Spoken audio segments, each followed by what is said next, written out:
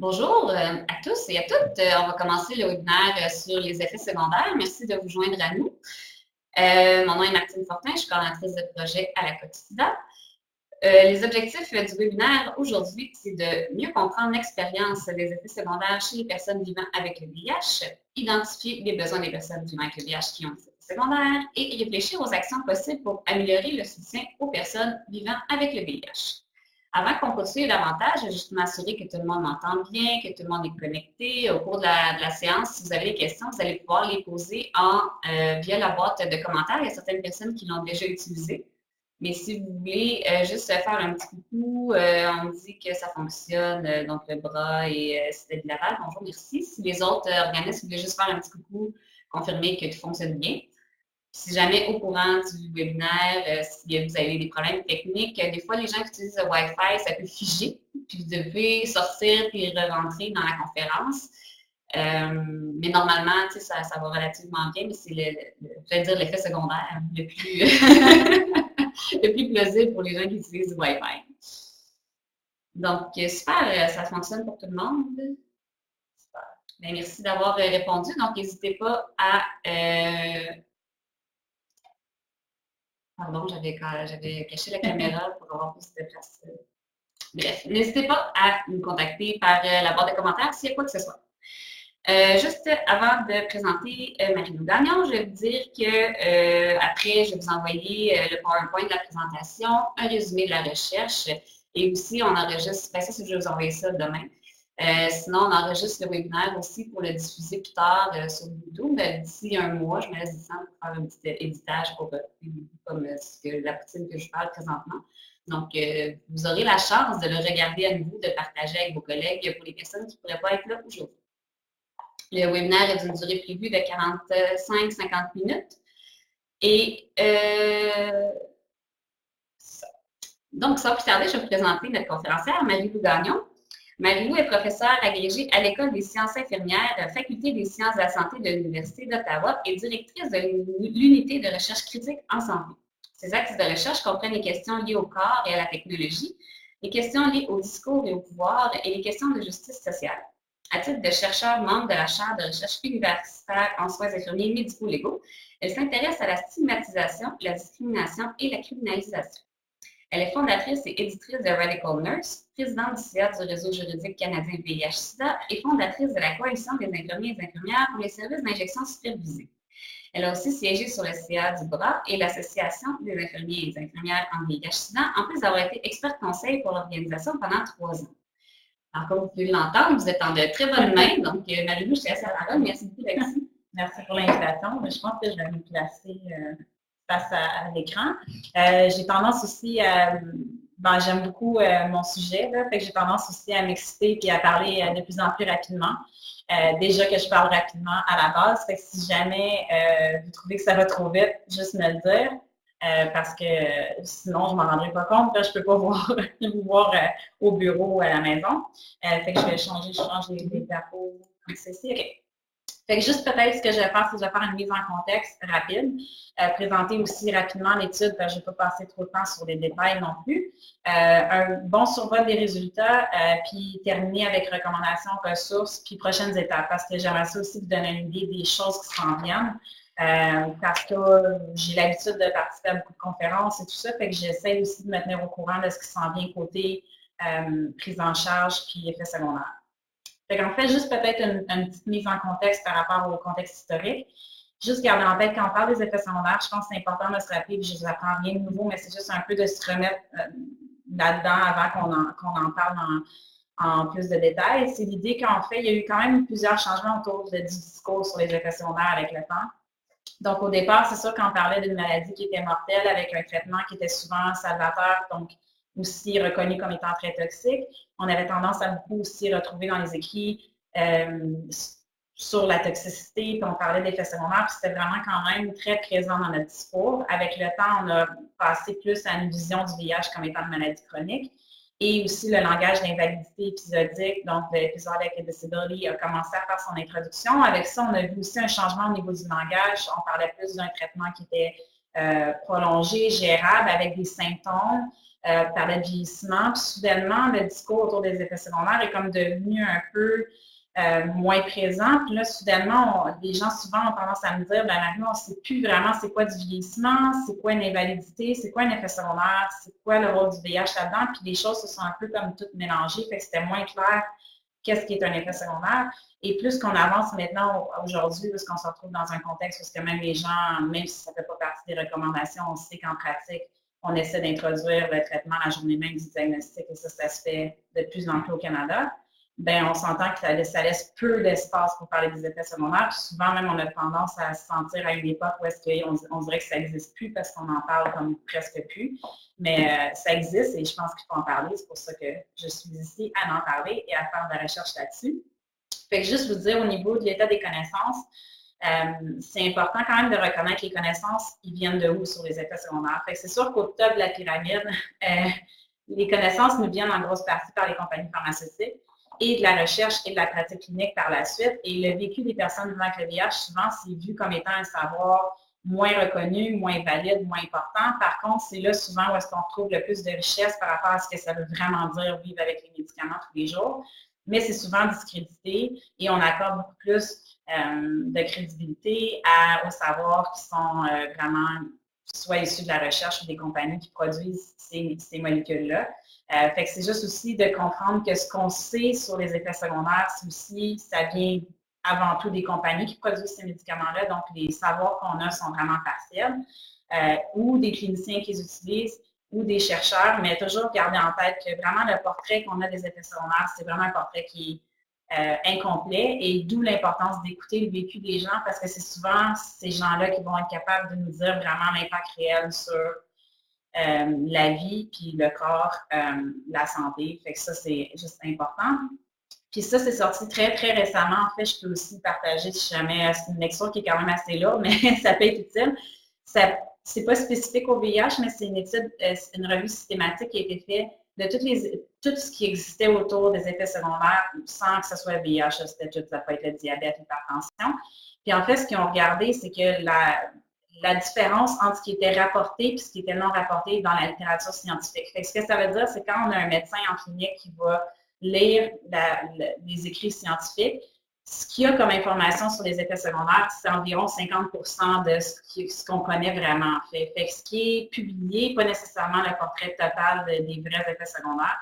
Fait qu'il faut toujours prendre pour acquis que ce qu'on sait, c'est vraiment incomplet. Et si quelqu'un nous dit je sais que c'est pas rapporté par la compagnie, je sais que c'est pas dans la littérature scientifique, mais je perds mes cheveux, ou je vis comme une telle sensation, ou dans le fond, depuis que je prends ces médicaments-là, je sais pas, exemple, j'ai des engourdissements. Il faut toujours porter attention à ça parce que la personne, les chances sont qu'elle, ce qu'elle ressent, c'est probablement des effets secondaires, même si dans la littérature, on n'en parle pas.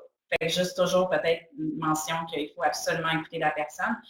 Souvent, ce qu'on voit, c'est ce qui arrive en clinique beaucoup, c'est que ce qu'on va dire, ben c'est ça, c'est pas dans la littérature, c'est pas dans la documentation des compagnies, donc ce que tu vis, c'est pas un effet secondaire. Et ça, en soi, ça crée une détresse que je pense qui est vraiment importante à prévenir puis à reconnaître pour essayer justement de ne pas discréditer l'expérience d'une personne, mais de lui donner la chance de rapporter son effet secondaire tel qu'il est perçu, puis après ça, d'investiguer comme il faut, mais de ne pas discréditer, ce qu'on voit malheureusement beaucoup.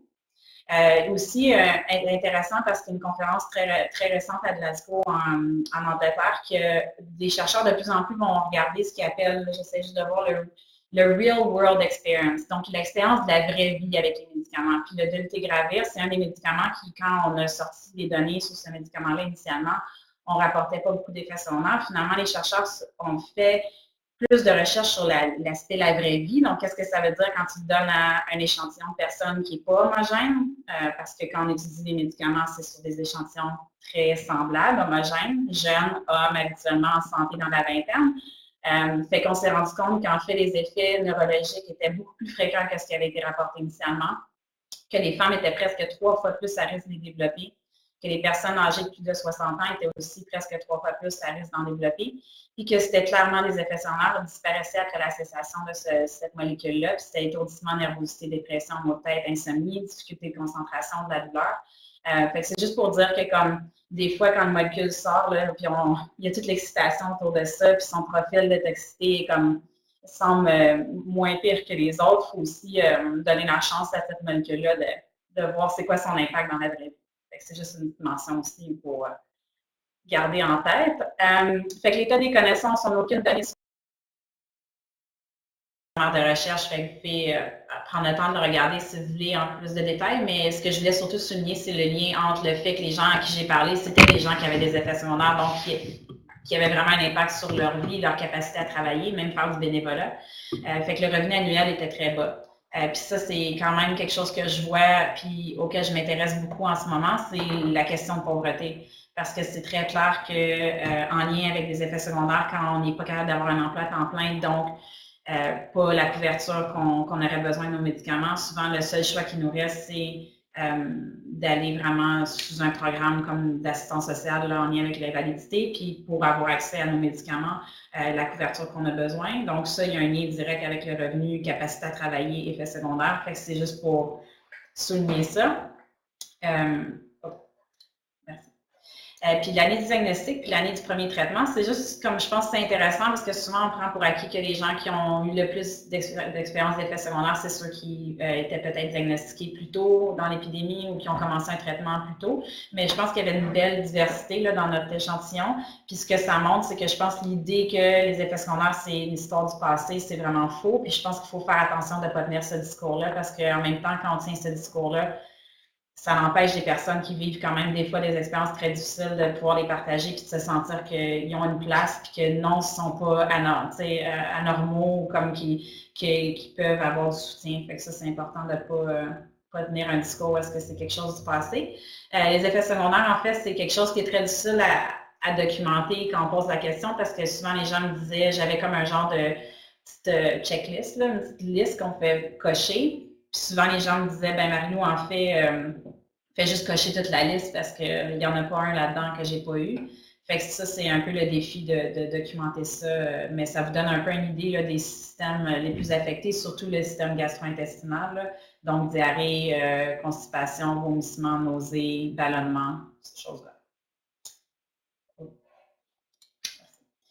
Donc, les résultats, en gros, vraiment, je ne peux pas non plus trop aller dans les détails, mais je vais vous donner un petit survol, puis encore là, il y a plus de détails dans le sommaire de recherche, puis j'ai aussi des publications si jamais vous voulez avoir encore plus de détails, qui sont open access, qu'on appelle, donc gratuit ou Varatus, fait que vous n'avez pas à être abonné à la revue pour avoir accès aux articles qui présentent les résultats en détail.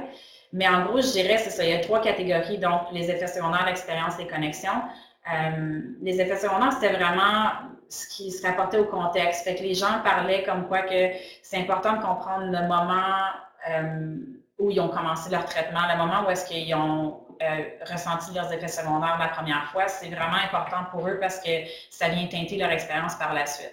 Fait qu'est-ce qui se passait à ce moment-là? Qu'est-ce qui se passait au niveau de l'épidémie, au niveau du traitement? Comment est-ce qu'on parlait des effets secondaires? Puis ça affecte la façon dont les gens vont vivre leur expérience. Fait que ça, c'était vraiment important juste comme pour bien contextualiser ce que vivent les gens. Fait que c'est sûr que si tu commences un traitement puis tu vis des effets secondaires pour la première fois à une époque où est-ce que la maladie est vraiment considérée comme étant mortelle, puis qu'on parle de toxicité, mais tu vas avoir une différente relation par rapport à l'expérience, puis ça va teinter tes expériences futures aussi, puis la façon dont tu vas les vivre, versus aujourd'hui, par exemple, où est-ce que là, on tient un discours que le traitement est plus facile, moins d'effets secondaires, mais ça va aussi venir teinter ton expérience. Fait que ça, c'est juste peut-être une mention que le contexte est vraiment important. La même chose avec le traitement. Fait que dans quel contexte de traitement est-ce que la personne a vécu des effets secondaires? Est-ce que c'est pendant une grossesse? Est-ce que la personne a commencé un traitement pendant une grossesse puis a vécu des effets secondaires pendant sa grossesse? Ça va venir teinter. Souvent, les gens en reparlaient. Ça a été comme leur première expérience, ça les a marqués. Des gens qui avaient pris des médicaments lors d'un essai clinique puis avaient vécu des effets secondaires aussi dans le cadre d'un essai clinique, ça avait vraiment teinté le reste de leur expérience. Souvent, les gens disaient, ben moi, mon expérience, ça m'a montré que dans le fond, il n'y a pas un médicament, qu'il n'y a pas des risques potentiels. Fait que, ça venait vraiment teinter leur regard sur leur expérience, même jusqu'à aujourd'hui. Après avoir changé un traitement, après avoir commencé un nouveau médicament ou au moment du diagnostic, ça, je pense que c'est ce qui reste à venir, de voir comment les gens vont vivre leur expérience d'effets secondaires dans le contexte actuel, où est-ce qu'on a tendance à pousser le traitement très tôt. Fait que ça reste à suivre, voir comment ça va avoir un impact sur les gens. la façon dont il parlait des effets secondaires, il y avait différents types. Fait que ça, c'était intéressant parce que je trouvais qu'on ne retrouve pas ça dans la littérature, qu'on n'en parle pas comme ça non plus. Fait que les gens, ben ça, c'est sûr, ils ne me disaient pas ça comme ça, là, c'est à travers mon analyse que j'ai fait ressortir ces choses-là. Mais ils parlaient souvent d'effets secondaires qui étaient comme immédiats versus progressifs. Fait que les immédiats, c'est ceux qui. Puis ça venait aussi avec la facilité à les reconnaître. Fait que si un effet secondaire immédiat, c'est par exemple, j'ai commencé mon traitement, la journée d'après, j'avais un mal de tête. La journée d'après, j'avais mal à la tête. La journée d'après, j'avais mal à la tête. Tu sais, c'est comme, OK, j'ai pris ça, puis la journée après, j'ai eu mal à la tête. Les gens avaient plus de facilité à les reconnaître, puis c'était plus facile pour eux aussi de faire la démarche pour dire, je pense que j'ai un effet secondaire, puis de les faire reconnaître. Ceux qui sont plus difficiles à reconnaître, puis aussi à faire reconnaître par les cliniciens, c'est ceux qui sont progressifs, sont plus subtils, prennent plus de temps à se développer, puis ça peut être comme une baisse d'énergie, par exemple. C'est souvent ceux-là qui sont le plus discrédités en clinique aussi, parce que les gens sont comme, ben, tu sais, ça pourrait être un peu n'importe quoi, comme, tu sais, c'est souvent ceux-là, tandis que quelqu'un, par exemple, qui a une hépatotoxicité, donc qui a une toxicité au niveau de son foie, comme une semaine plus tard, ou qu'il y a comme une jaunisse qui est comme justement à cause de ça, ou qu'il y a des nausées ou un mal de tête ou des choses comme ça, tu sais, c'est plus clair. L'autre type, c'était vraiment passager versus permanent. Fait que passager, souvent, c'était comme une façon d'en parler, c'est-à-dire, ben, c'est mon corps qui s'ajuste. Permanent, c'est ceux qui restent avec le temps. Puis je donne l'exemple de la diarrhée parce que souvent, on explique la diarrhée, ça peut être un peu justement un de ceux qui sont passagers. Donc, pendant que ton corps s'ajuste, tu peux avoir ces effets-là gastro-intestinaux. Mais pour beaucoup de gens, la diarrhée devient chronique. Fait que c'est pas vrai que ça finit par passer. Puis pour ces gens-là, ben, c'est leur réalité quotidienne. Puis il y en a beaucoup qui doivent absolument rester avec leur traitement parce que comme les gens m'expliquaient, puis comme je le voyais aussi moi-même en pratique comme infirmière, c'est que les gens aussi n'ont pas 10 000 options au niveau de des molécules qu'ils vont pouvoir prendre dans le futur. Puis souvent, ils vont justement rester avec leur effet secondaire en espérant se préserver des options pour le futur. Fait que c'est pas toujours une option de switcher. L'autre type, ben, c'est vraiment, ça dépend de l'impact sur soi, sur son image, son corps, ses interactions. Fait que c'était les effets secondaires qui étaient visibles ou invisibles. Donc apparents ou invisibles. Fait que les effets secondaires qui étaient invisibles, ça pouvait être comme même, par exemple, le diabète ou un infarctus. Les gens disaient, tu sais quoi, comme c'est plus facile pour moi de dealer avec mon diabète, qui est un effet secondaire de mon traitement à plus long terme, que la lipodystrophie, par exemple, ou les diarrhées chroniques. Parce que ça, c'est perturbateur, ça perturbe mes interactions, ça change l'image que j'ai de moi-même, ça change la façon dont je vois mon corps.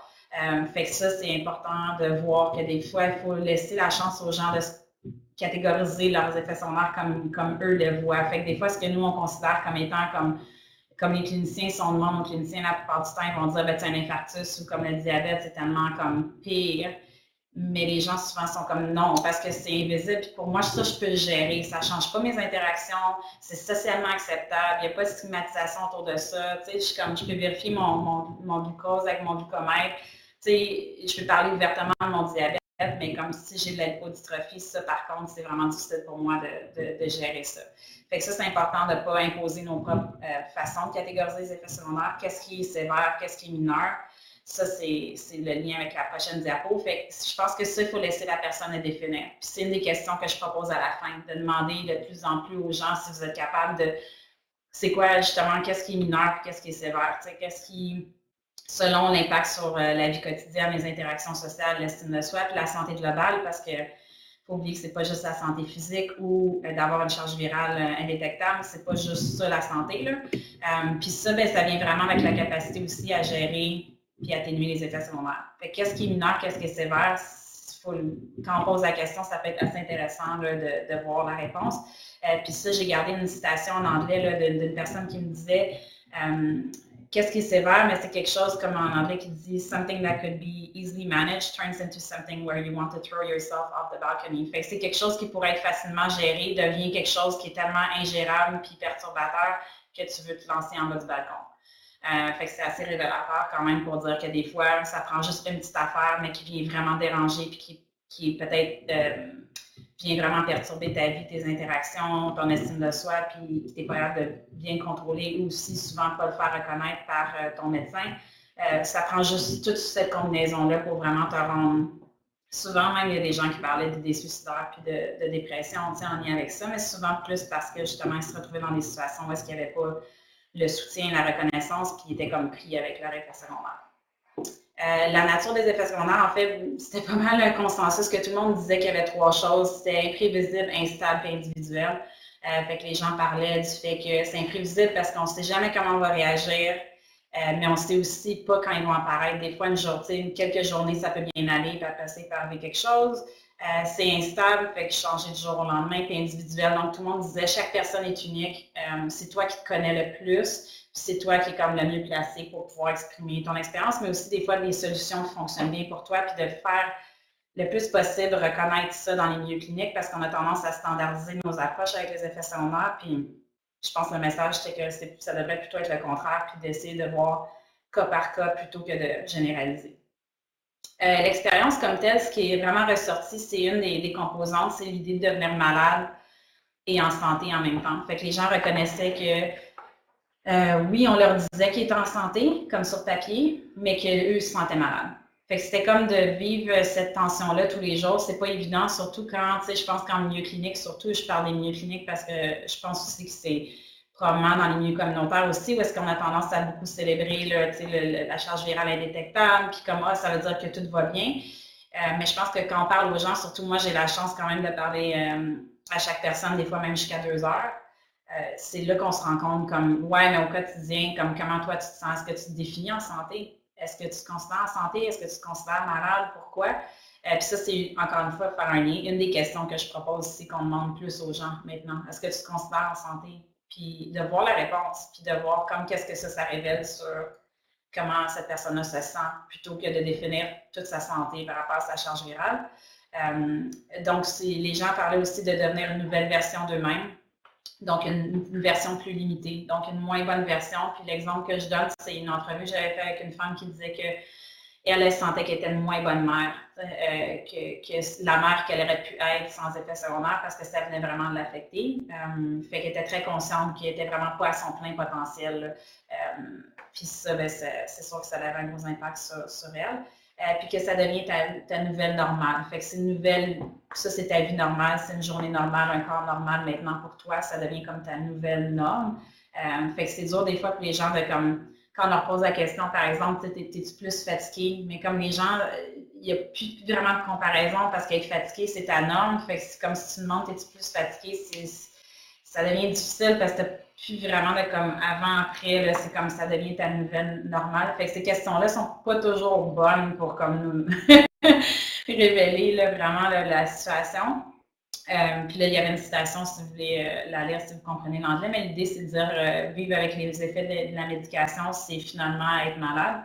Ça veut dire que oui, il y a les résultats du virus qui est contrôlé, puis il faut le contrôler pour rester en santé, mais en même temps, ça cause des effets secondaires. Fait que dans le fond, ça veut dire que tu es vraiment, vraiment malade, que tes capacités sont diminuées, mais en même temps, c'est comme, il faut que tu le prennes, donc c'est sans fin. C'était aussi vivre avec, donc apprendre à vivre avec, ça faisait beaucoup partie de ce que les gens me parlaient. Donc, le langage que j'ai été chercher dans les entrevues, c'était beaucoup s'adapter, endurer, accepter, s'habituer, s'ajuster. Il y avait beaucoup de ça là, dans les entrevues. Les gens disaient, mais finalement, il faut comme tu vives au rythme des médicaments. Pour certaines personnes qui me décrivaient en fait leur journée, il y avait une évolution au cours de la journée. Donc, ben, je prends mon comprimé à telle heure. 1 heure plus tard, j'ai comme, je sais pas moi, ma vision est trouble ou comme là, après ça, je sais pas, il faut que je me force à manger parce qu'il faut que je mange à telle heure, mais j'ai pas faim. Tu sais, c'était comme suivre un rythme du médicament. Vivre avec les incertitudes, c'était aussi une grosse partie de l'expérience. Ce que ça veut dire, c'est l'incertitude au quotidien. Donc, comment est-ce que je vais me sentir d'une journée à l'autre? Est-ce que je peux planifier une activité pour le lendemain ou non? Fait que l'idée de vivre au jour le jour était vraiment importante. Beaucoup d'incertitudes autour de la question est-ce que c'est un effet secondaire ou non. Ça revenait énormément. Puis qu'est-ce que le futur nous réserve? Autant en termes d'options thérapeutiques, mais aussi en termes d'effets secondaires, puis à quoi ma vie va ressembler dans le futur. Fait qu'il y a beaucoup d'incertitudes à ce niveau-là.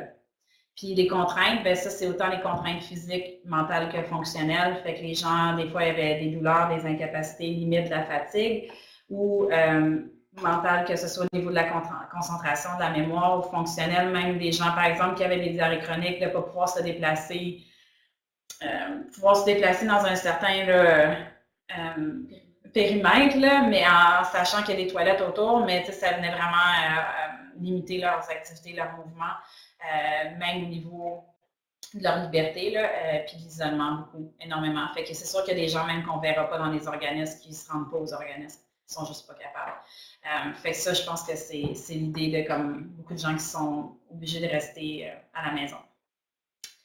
Gérer les effets secondaires, j'ai essayé dans le sommaire de recherche de faire un petit tableau avec en gros ce que les gens disaient qu'ils faisaient.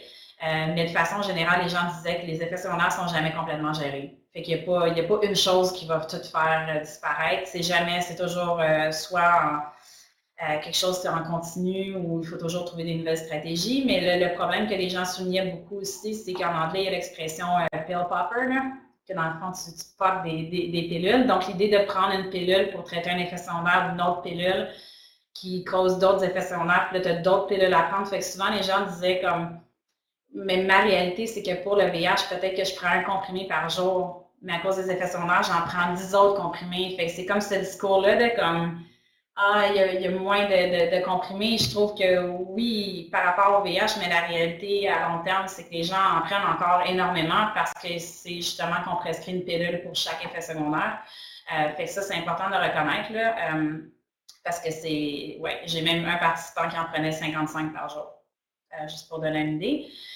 Beaucoup de recours aux médicaments sans ordonnance, là, comme l'Imodium, ces choses-là. Puis, quand même, c'est quelque chose que là, je compte explorer là, cette année d'ailleurs autour du cannabis, là, parce qu'il y a beaucoup de gens qui disaient que dans le fond, les médecins sont très réticents à prescrire le cannabis, mais que pour eux, souvent, ça leur permettait d'éviter de prendre justement tous les autres médicaments qu'ils ne voulaient pas nécessairement prendre parce qu'ils fumaient c'était surtout fumé, là, le cannabis, fait que ça leur permettait d'éliminer certains de ces médicaments-là pour gérer les effets secondaires, mais il y avait beaucoup de barrières, fait que les gens me disaient en entrevue, tu sais, c'est vraiment plate parce que j'ai jamais pris de drogue de ma vie, puis à cause que les médecins sont tellement réticents puis pas très éduqués sur la question, mais je suis obligée d'aller acheter mon cannabis sur la rue avec toutes les conséquences que ça peut avoir. Puis dans le fond, ça me force à être dans une situation que j'ai besoin de ça pour mon bien-être, pour ma santé, mais comme personne ne veut me le donner légalement, fait que là, je prie pour faire ça, puis moi, ça me fait sentir vraiment mal à l'aise. Fait je pense que c'est une question dans mes recommandations de pousser vraiment pour la légalisation parce que quand on parle d'effets secondaires, c'est comme on ne peut pas éviter, comme je disais tantôt, la pauvreté, mais c'est la même chose pour moi avec le cannabis. On est rendu là, il faut vraiment pousser pour donner l'accès le plus possible aux gens qui ont des maladies chroniques en général, mais je pense que pour les effets secondaires, ça serait très bénéfique. Gérer qu'est-ce que les gens faisaient autour du traitement, ben c'est sûr, je pense que ça, il n'y a rien de nouveau pour vous là, dans le milieu, mais soit de continuer le traitement parce qu'on veut préserver les options pour le futur, soit de cesser ou changer. Puis quand les gens cessent leur traitement, je pense que c'est toujours un cri du cœur, en fait, là, c'est pas que c'est des gens qui comprennent pas l'information qu'on leur a donnée ou qui respectent pas les règles, mais c'est souvent parce que on sait tellement plus quoi faire ou on a tellement besoin de confirmer que oui, en effet, c'est un effet secondaire, que la meilleure façon de confirmer, c'est d'arrêter les médicaments. Je n'encourage pas les gens à arrêter, mais la façon que les gens m'expliquent depuis mon doctorat, ça fait 10 ans là, que je fais des entrevues autour des effets secondaires, puis c'est toujours la même chose. Les gens me disent, mais la meilleure façon pour moi, ça a été de les arrêter puis de voir la différence entre le avant-après, puis de pouvoir arriver après à mon médecin puis de dire, en fait, oui, c'est un effet secondaire, parce que j'ai arrêté puis je l'avais plus. Fait qu'arrêter, c'est pas nécessairement parce qu'on comprend pas l'importance de prendre le traitement, mais des fois, c'est parce que c'est vraiment un last resort, là, une dernière solution, là, dernière tentative pour confirmer que c'est bel et bien un effet secondaire. Puis, ben, gérer le médecin.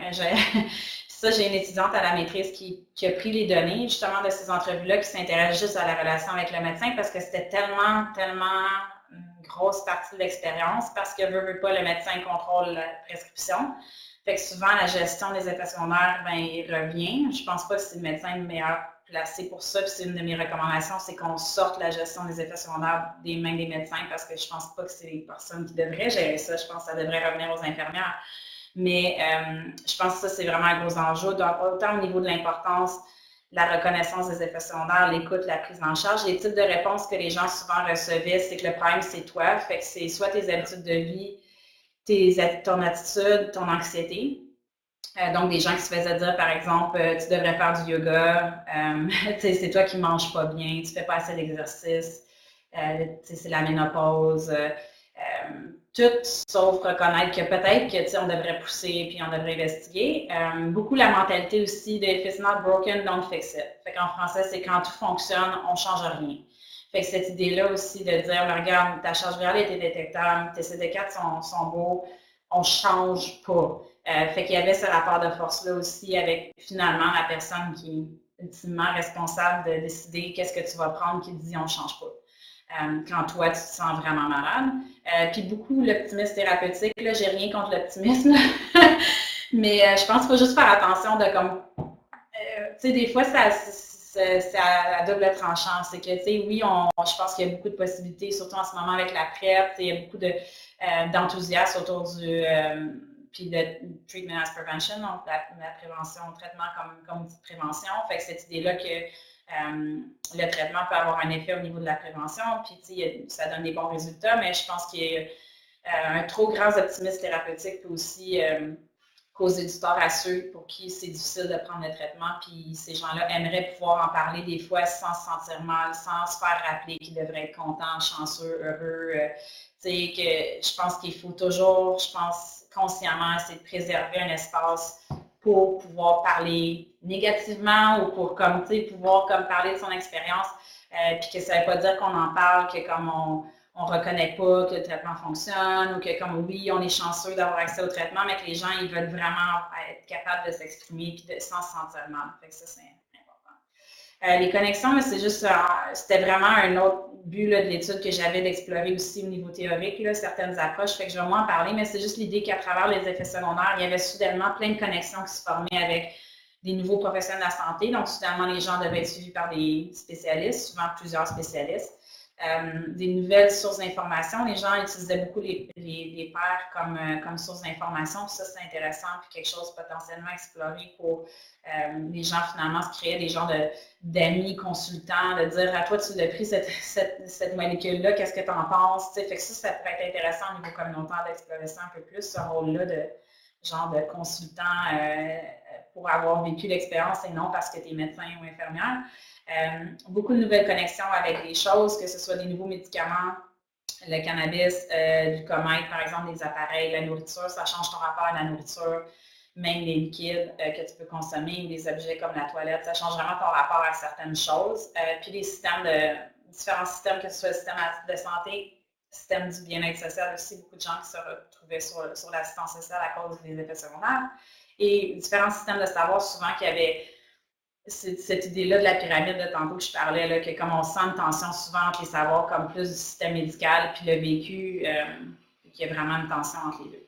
Fait que les recommandations, les détails sont vraiment dans le sommaire, fait que je ne vais pas trop en parler, mais en gros, je vais vous donner une idée comme ça, vous pouvez aller voir, puis c'est pas très long à lire, mais je pense qu'il faut repenser les effets secondaires. Là. On a une vision très biomédicale, là, très simpliste là, de l'expérience. Je pense qu'il faut essayer de repenser ça un petit peu. Accorder plus d'attention au contexte, poser plus de questions. Puis je vous ai proposé 10 questions dans le sommaire de recherche. J'en ai mentionné en cours de route, mais que ce soit avez-vous une incertitude concernant certains effets secondaires, lesquels, pourquoi? Est-ce que justement vous considérez en santé malade les deux? Comment vous gérez les effets secondaires? Est-ce que vous vivez encore des effets secondaires d'anciens traitements aujourd'hui, même si vous avez changé? Parce que ça arrive beaucoup, qu'on n'en parle pas beaucoup. Fait que ça, c'est juste des exemples de questions, mais vous aurez la chance de les regarder dans le sommaire. C'est sûr, écoutez, l'écoute, puis je dirais de la part des intervenants communautaires, c'est tellement difficile de se faire entendre par les médecins que je serais vraiment pour encourager les intervenants à faire de l'accompagnement. Parce que c'est tellement grave des fois où est-ce que j'ai fait des entrevues avec des gens qui ont eu à changer de médecin parce qu'ils n'étaient pas écoutés du tout. Puis leurs effets secondaires n'étaient pas gérés, mais ils ont subi des conséquences à cause de ça. Donc, l'intimidation de la part des médecins, bouger des papiers, là, vraiment une attitude. Fait que je pense que les gens ont vraiment besoin parfois d'être accompagnés parce que c'est à ce point difficile de se faire entendre. C'est plate à dire, mais il y a vraiment une grosse barrière. Reconnaître les conséquences des effets secondaires, par exemple, la pauvreté, l'invalidité. Des solutions alternatives, je pense que le cannabis, si j'avais à en proposer une très concrète, ce serait celle-là, puis je pense qu'il y a beaucoup de potentiel. Nouvelles ressources, je vais vous en glisser un mot en terminant. Puis inclure les effets secondaires dans la conversation, je pense qu'on en est rendu là, c'est tellement plus vraiment dans la conversation qu'il faut peut-être réintroduire ça. Puis dans le sommaire, je propose de créer un nouveau système de collecte de données qui ressemble à un système qui a été créé en santé mentale, où est-ce que c'est les médicaments, finalement, on peut rapporter nos effets secondaires en ligne comme patient plutôt que de dépendre du médecin qui le rapporte à Santé Canada ou d'utiliser. Donc, c'est un système alternatif qui a été créé comme ça. On peut comme bypasser le système, puis ça fonctionne très bien en santé mentale. Fait que j'ai mentionné dans le sommaire qu'on pourrait faire quelque chose comme ça. Puis au niveau politique, encore une fois, toutes ces infos-là, c'est dans un petit tableau.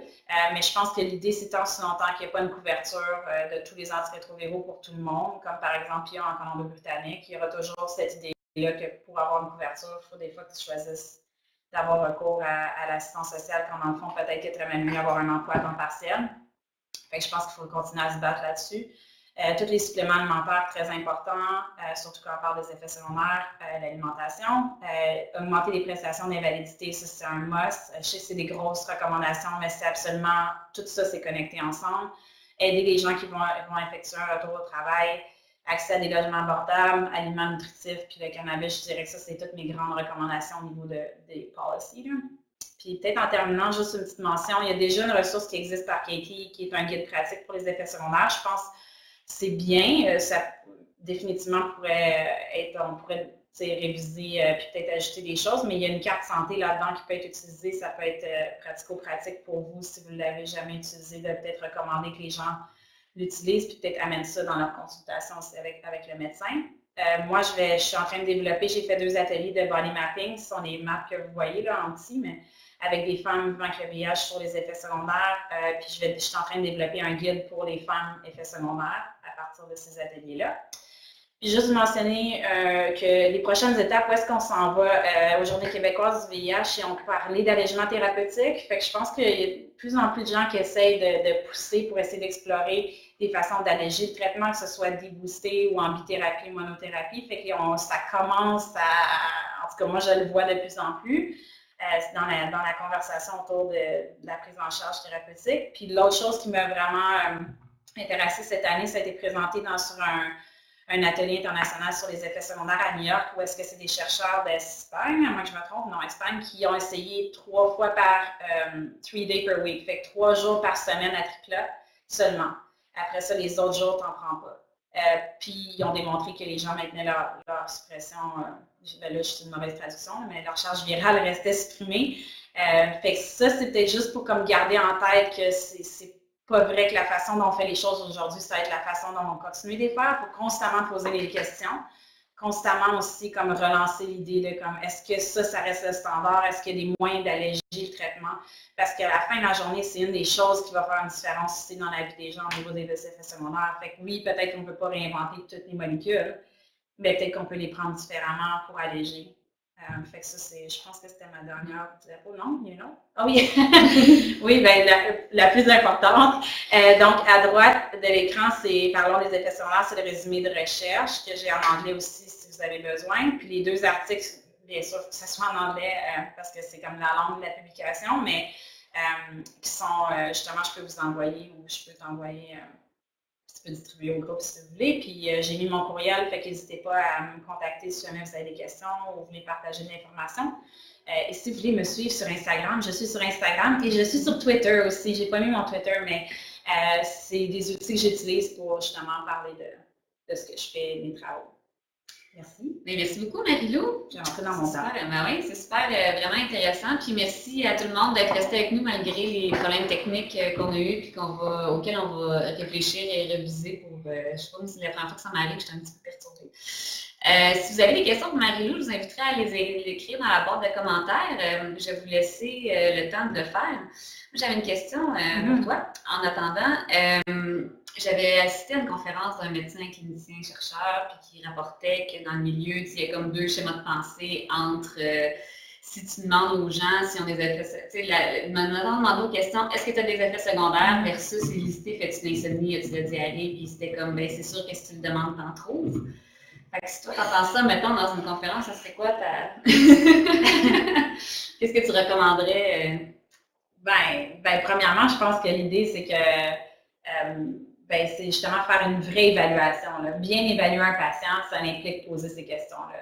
Donc, je pense que c'est une question d'offrir des soins qui sont compétents puis complet, là. C'est sûr que c'est un peu, je pense que cette mentalité-là, dans les milieux, là, ça circule beaucoup, là, cette idée-là de c'est mieux de ne pas en parler, de ne pas poser de questions. Mais à la fin de la journée, les gens les vivent quand même. Puis ça, ce que ça veut dire, c'est que comme clinicien ou comme intervenant, ce que ça veut dire, c'est que tu laisses la personne seule dealer avec ça sans lui offrir aucun soutien ou offrir même, tu sais, ouvrir la porte là, à cette conversation-là. Fait que pour moi, c'est un échec là, total du rôle que tu es supposé de faire, là, puis des genres de soins que tu devrais offrir. Fait que je pense que ça ne change rien. Peut-être que toi, tu t'es sauvé d'une conversation ou peut-être d'un malaise parce que tu n'as rien de concret à proposer cette journée-là. Parce que je pense qu'il y a beaucoup de ça aussi. On ne veut pas en parler de solution magique. Puis vu qu'on ne sait comme pas trop quoi dire, ben on n'en parle pas. Mais ce que ça veut dire, c'est que c'est un peu comme les sites d'injection supervisés, je dirais, où est-ce que les gens s'injectent de toute façon. Fait que c'est un choix de, comme d'offrir un milieu sécuritaire où les gens peuvent s'injecter parce que c'est ça, de ne pas en parler en fait en sorte que les gens n'en vivent pas. Fait que je dirais que finalement, ce que ça veut dire, c'est que tu laisses la personne se débrouiller par elle-même. Ce que les gens vivent déjà vraiment beaucoup. Même au niveau des renseignements, les gens souvent disaient, ben moi, je suis rendue où est-ce que je fais toutes mes propres recherches, je consulte tous les gens autour de moi. Tu sais, c'était développé tout un genre de stratégie parce que justement les cliniciens souvent n'étaient pas la source d'information ni de soutien avec les effets secondaires. Puis est-ce que tu as eu des échos de tes recherches de cliniciens? Ben, à date, j'ai présenté, parce que là, ouais, je suis vraiment comme dans une tournée canadienne. Ben, en fait, j'ai trouvé ça intéressant parce que le symposium des infirmières du programme de mentorat à novembre, ça a été très, très bien reçu. Puis en fait, la première infirmière qui est venue au micro a dit Marie-Lou, il faut que tu présentes au médecin. Fait que c'est ce que je vais faire à Québec le 12 mai. Je pense que ça, c'est la prochaine cible. C'est pas une cible facile parce qu'il y a beaucoup de travail à faire. Mais ce que je pense qui est intéressant au niveau des infirmières, c'est que ça va être, puis ça, c'est une des choses que je vais explorer, c'est de développer le rôle au niveau de la prise en charge pour les infirmières. Donc, je pense qu'une des solutions, c'est aussi de sortir